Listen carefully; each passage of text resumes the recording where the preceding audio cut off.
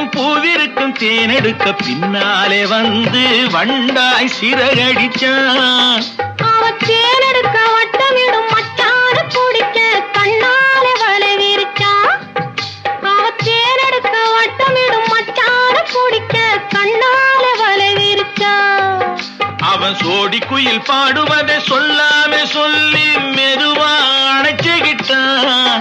அவன் சோடி குயில் பாடுவதை சொல்லாம சொல்லி